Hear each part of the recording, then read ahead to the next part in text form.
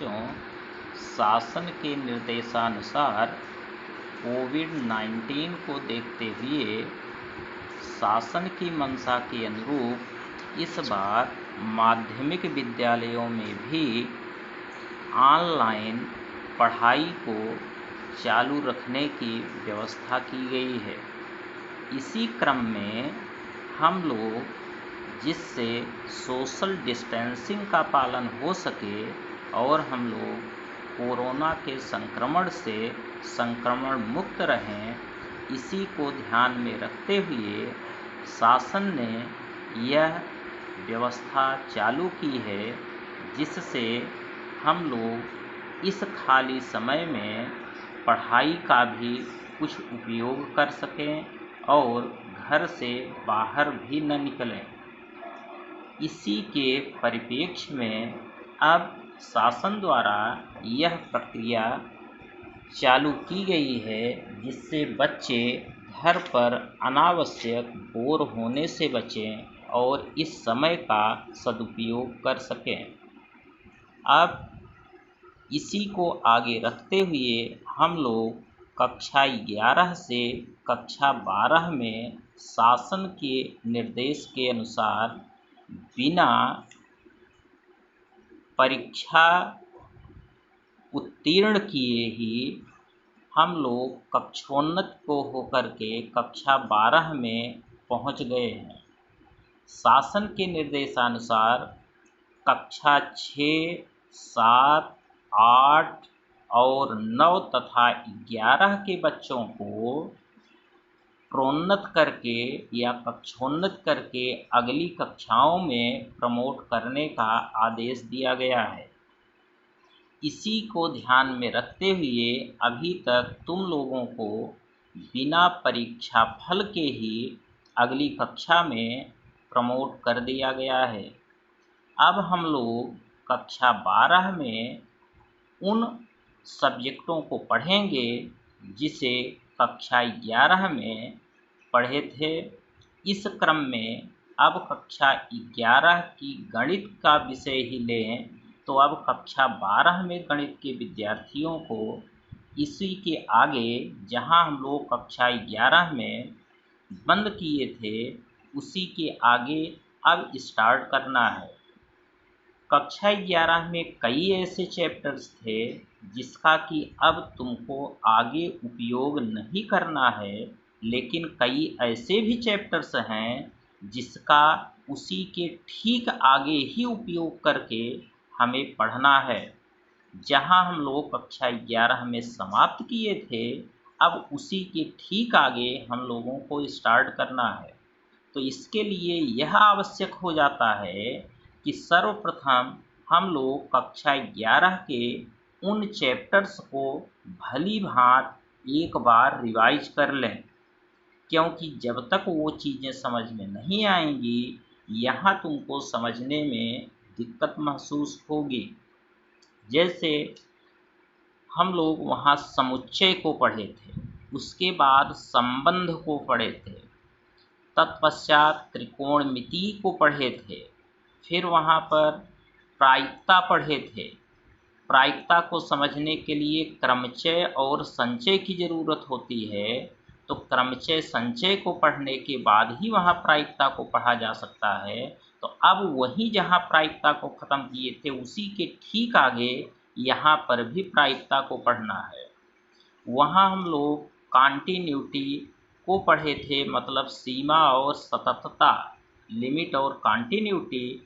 अब उसी कॉन्टिन्यूटी के आगे यहाँ कक्षा 12 में सततता को पढ़नी है और उसी के आधार पर हम लोग अवकलनीयता को पढ़ेंगे। अवकलनीयता का मतलब डिफरेंशियबिलिटी, और जब डिफरेंशियबिलिटी हम लोग पढ़ लेंगे तो उसी पे ही आधारित है हमारी आगे का चैप्टर इंटीग्रल। इंटीग्रल मतलब समाकलन, और समाकलन को जब अच्छी तरीके से समझ लेंगे तो उसी पे बेस्ड है अवकल समीकरण।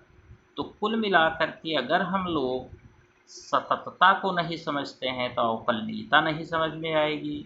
अवकलनीयता को अगर नहीं ढंग से समझेंगे तो हमारे इंटीग्रल को समझने में तुम्हें दिक्कत होगी, और जब इंटीग्रल नहीं समझ में आएगा तो समाकलन को समझने में दिक्कत होगी, और समाकलन अगर नहीं समझ में आया तो अवकल समीकरण नहीं कर पाओगे। तो ये सब ऐसी चीज़ें हैं जो एक दूसरे से संबंधित हैं। तो कुल मिलाकर के हमारा कहने का आशय ये है कि गणित में जब तक हम लोग पीछे से अध्यायों को, चैप्टरों को ढंग से नहीं समझेंगे, आगे की चीज़ें कठिन होती चली जाएंगी। लेकिन अगर तू रेगुलर नियमित कक्षाओं में आओगे, या नियमित जैसे हम लोग मोबाइल ऐप्स के माध्यम से तुम्हारे पास तक सारी चीज़ों को भेज रहे हैं, अगर तुम थोड़ा थोड़ा करके अध्ययन घर पे करोगे इसकी सहायता से, तो सारी चीज़ें समझ में आएंगी।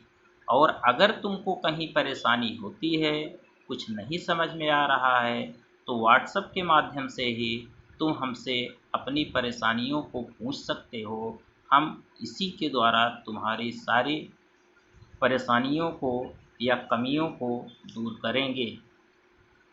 अब इसके बाद हम लोगों को कक्षा 12 में गणित पढ़ना क्या क्या है, इसके विषय में थोड़ा सा हम तुमको ब्रीफिंग कर रहे हैं, बता रहे हैं। माइंड में यह सेट कर लो कि तुम्हारा इस बार गणित में एक ही पेपर केवल बोर्ड की परीक्षा में पूछा जाएगा।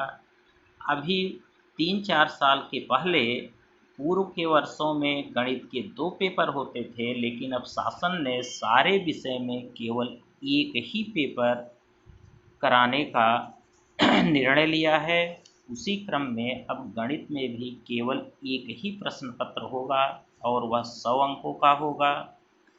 इन 100 अंकों को गणित में 12 में 2 किताबों में बांटा गया है। एक भाग में संबंध और फलन है तथा बीजगणित है, और दूसरे भाग में कलन है। कलन का मतलब कैलकुलस, और 3 डायमेंशनल मतलब वेक्टर और त्रिविमीय ज्यामिति और प्रायिकता, ये चीज़ें रखी गई हैं। तो इन दोनों किताबों को मिला करके एक ही प्रश्न पत्र बनाया जाएगा, जिसमें अंकों का निर्धारण अलग अलग तरीके से किया गया है, जिसमें संबंध और फलन से कुल 10 अंक के प्रश्न पत्र पूछे जाएंगे। बीज गणित से तुम्हारा 13 अंक का प्रश्न पत्र होगा। इसके बाद कलन मतलब कैलकुलस, जिसमें डिफरेंशियबिलिटी होगी, इंटीग्रल होंगे, अवकल समीकरण होगा। इसको मिलाकर के कुल 44 अंक का प्रश्न पत्र पूछा जाएगा। इन 44 अंकों को प्राप्त करने के लिए तुमको हमने बार बार कहा कि सततता से लेकर के अगर क्रमबद्ध रूप से पढ़ाई करोगे तो यह 44 अंक बहुत ही आसान होता है। लेकिन अगर तुम नहीं पढ़ोगे ढंग से, नियमित कक्षाओं को नहीं अटेंड करोगे, तो यह ऐसी चीज़ें हैं कि अगर एक चीज़ नहीं समझोगे, उसको नहीं क्लियर करोगे ढंग से, तो आगे की चीज़ें कठिन होती चली जाएंगी। अब इस 44 अंक का मतलब मोटा मोटा समझो कि कैलकुलस तुम्हारे अच्छे अंक को प्राप्त करने में बहुत ही उपयोगी है। इसके आगे फिर तुमको 3D पढ़ना है, वेक्टर पढ़ना है। ये नई चीज़ है, इससे कक्षा 11 से कोई संबंध नहीं है। इसके बाद रैखिक प्रोग्रामन भी नया ही है। प्रायिकता से 10 अंक का पूछा जाएगा क्वेश्चन। इसको हम लोग वहाँ पढ़े हैं थोड़ा सा कक्षा 11 में। हम यहाँ उसके आगे या समय रहेगा तो उसको भी रिपीट करेंगे, जिससे तुम लोगों को आसानी से प्रोबेबिलिटी समझ में आ सके। तो अब हम लोगों को गणित पढ़ने के लिए यहाँ केवल 3-4 चैप्टर्स हैं, जिसको तुम लोगों को कक्षा 11 की बुक से ज़रूर रिवाइज करना है। जैसे वहाँ समुच्चय है उसको पढ़ो, उसके आगे फलन को एक बार रिवाइज करो, ट्रिग्नोमेट्री में जितने फार्मूले हैं उसको एक बार रिवाइज कर लो, क्योंकि उसी पे ही आधारित अब आगे हम लोगों को प्रतिलोम त्रिकोणमितीय फलन पढ़ना है, इनवर्स ट्रिग्नोमेट्रिक फंक्शन। वहाँ हम लोग ट्रिग्नोमेट्रिक फंक्शन पढ़े थे, त्रिकोणमितीय फलन पढ़े थे, जिसमें त्रिकोणमितीय समीकरणों को सॉल्व किए थे। अब हम लोग यहाँ प्रतिलोम त्रिकोणमितीय फलन को पढ़ेंगे, उसी का इनवर्स। अगर वहाँ नहीं समझ में आएगा, वो फार्मूले नहीं याद हैं, तो यहाँ तुमको थोड़ी सी दिक्कत होगी। इसलिए कक्षा 11 की बुक से जो मोटे मोटे फार्मूले हैं उनको ज़रूर याद करना। फिर बीजगणित में आव्यूह और सारणिक ये नई चीज़ें हैं जो अब यहीं से बेसिक इसका उपयोग किया जाएगा। अगर यहाँ ध्यान से पढ़ेंगे तो आगे आने वाले कक्षाओं में आव्यूह एक पेपर बन के तुम्हारे आगे आएगा। ये एक बुक हो जाती है, धीरे धीरे पढ़ते पढ़ते इसी पे एक प्रश्न पत्र पूछा जाएगा। फिर ये नई चीज़ें हुई, कैलकुलस भी समझ लो कि यह नई ही चीज़ें हैं। अभी बहुत बेसिक चीज़ें हम लोग कक्षा 11 में पढ़े हैं, यहाँ उसी के जस्ट आगे हम पढ़ाएंगे। लेकिन जो मोटी मोटी चीज़ें हैं कक्षा 11 की, जिसका कि उपयोग अभी हम लोगों को करना है, उसको भी हम यहाँ रिवाइज करके स्टार्ट करेंगे। कि अगर कक्षा 11 में बच्चे इसको नहीं समझे हैं, तुम क्लासों में नहीं आए थे, तो यहाँ से ही कम से कम तुम लोग इसको समझ के आगे की अपनी रूपरेखा को तैयार करो।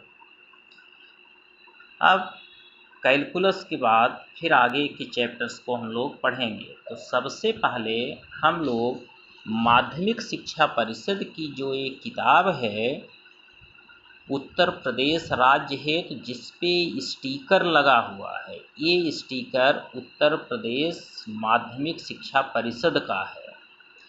तो ये गणित की भाग 1 और भाग 2 की 2 किताबें तुमको लेनी हैं। इसी से ही बोर्ड की परीक्षाओं में तुम्हारे क्वेश्चन पूछे जाएंगे।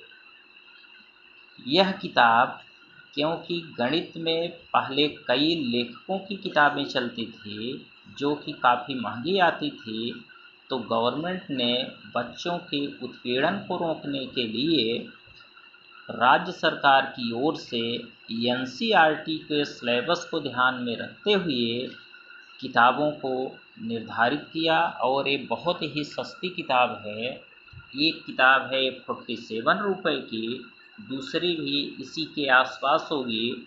तो कुल मिलाकर के 100 रुपये के ही अंदर तुम्हारी ये दोनों बुक आ जाती। तो Ravi offset printers and publishers private limited की यही किताब तुमको खरीदनी है। लेकिन अभी यह किताब थोड़ी सी हो सकता है तुमको पढ़ने में क्लिष्ट लगे, क्योंकि अभी ये 2 वर्षों से यह किताब पढ़ाई जा रही है। तो धीरे धीरे 1-2 साल में जब ये रिवाइज होगी तो कुछ ऐसे कठिन शब्द हैं जिसका कि हो सकता है तुमको क्लिष्ट लगे, समझने में दिक्कत हो। तो वह जब किताब रिवाइज होती है तो उन सब को कमियों को दूर करके आने वाले 3-4 सालों में ये किताब अच्छी बन जाएगी। तो अगर तुमको लगता है कि नहीं ये हमारी समझ में नहीं आ रहा है, तो हम उसको तुमको क्लास में फिर अच्छे से बताएंगे कि यह क्या चीज़ है। लेकिन किताब को जब 2 बार 3 बार पढ़ोगे तभी समझ में आएगी। जब दिमाग में तुम्हारे बैठेगा क्या कह रहा है, सभी अक्षरों से एकदम वाकिफ़ होगे, तभी यह तुम्हारे दिमाग में घुसेगा, तभी अच्छे से समझ में आएगा। अगर कुछ बच्चे, जैसे काफ़ी पतली है, इसमें एक्सरसाइज में काफ़ी कम प्रश्न दिए गए हैं। अगर बच्चों को लगता है कि नहीं, हमें अभ्यास के लिए और भी किताब की ज़रूरत है, हमें और क्वेश्चन करने हैं, क्योंकि गणित में जब तक तुम अभ्यास नहीं करोगे, ज़्यादा से ज़्यादा सवालों को नहीं हल करोगे, तब तक दिमाग में तुम्हारे कोई भी क्राइटेरिया नहीं बनती है, तब तक अपने ऊपर तुमको कमांड नहीं होता है। तो अच्छे से प्रश्नावली को समझने हेतु अधिक से अधिक सवालों को हल करना ज़रूरी होता है। तो अगर तुम लोगों को लगता है कि नहीं, इसमें प्रश्नावली हमारे लिए कम है या उतने अपेक्षाकृत सवाल प्रश्नावली में नहीं हैं, तो तुम दूसरी बुक साइड के तौर पर, इसके सपोर्ट के तौर पर हरस्वरूप शर्मा की किताब ले सकते हो। लेकिन यह किताब महंगी है, 300 रुपये के आसपास होगी। तो यह प्रतिबंध नहीं है, किताब जो भी हम क्लास में पढ़ाएंगे यही किताब तुम लोगों को पढ़ाएंगे। लेकिन अगर तुम लोग अच्छे से और ज़्यादा क्वेश्चन करने के लिए कोई सपोर्ट के तौर पर किताब लेना चाहते हो, तो हरस्वरूप शर्मा की किताब तुम्हारे लिए बहुत ही सफिशियंट है। उस किताब में इसके अतिरिक्त भी सवालें दी गई हैं, लेकिन इस किताब को रखना तुम्हारे लिए आवश्यक है, क्योंकि क्लास में यही पढ़ाई जाएगी। अगर बच्चों तुम्हारे पास पैसा होता है इकट्ठा, तुम उसको खरीदने में सक्षम हो, तब ये किताब ले कर के घर पर उसको अच्छे से पढ़ सकते हो। उस किताब में जो कुछ भी शब्दों को लिखा गया है, बहुत ही सोच समझ कर लिखा गया है। पढ़ने में आसान तुमको दिखेगा, जो इसमें क्लिष्ट चीज़ें होंगी वह इस बुक में आसानी से समझ में आ जाएगा। तो अब आज ब्रीफिंग के लिए हम तुमको केवल इतना देते हैं। अब आज यह चीज़ें ध्यान से सुनना। पिछले 2 दिन पहले हमने तुमको इनवर्स ट्रिग्नोमेट्रिक फंक्शन के कुछ महत्वपूर्ण, जो उसके विषय में पढ़ने की चीज़ें हैं, जिसकी सहायता से हम लोग उसको हल करेंगे, उसको हमने तुम्हारे लिए भेजा था। आज फिर मैं कह रहा हूँ कि उसको 1-2 बार ज़रूर रिवाइज करो, क्योंकि अब हम कल उसी पे बेस्ड तुमको हम प्रश्नावली देंगे। जब उसको समझ लोगे तभी उस पर तुमको प्रश्नावली समझ में आएगी। उसमें अगर तुम ध्यान दोगे तो साइन, कॉस, टैन, कॉट, सेक और कॉसेक की एक सारणी दी गई है कि इस सारणी में साइन का डोमेन प्रांत क्या होता है और रेंज मतलब परिसर क्या होता है, इसके विषय में एक सारणी दी गई है। उसको तुम लोग ज़रूर ध्यान से देखना। उसी पे ही कल हम आगे उसको एक बार तुम लोगों को अच्छे से समझाएंगे। तब उसके बाद उस पे बेस्ड 2-1 एग्जाम्पल बताएंगे और कल फिर प्रश्नावली को आगे तुम्हारे लिए हम भेजेंगे। और फिर उस प्रश्नावली को हल करके तुमको हमको बताना है।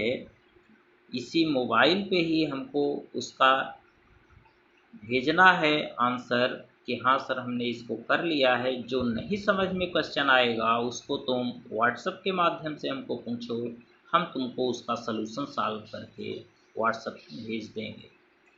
अगर कहीं दिक्कत होती है तो तुम हमको व्हाट्सएप पे फ़ोन करके भी पूछ सकते हो। ठीक है।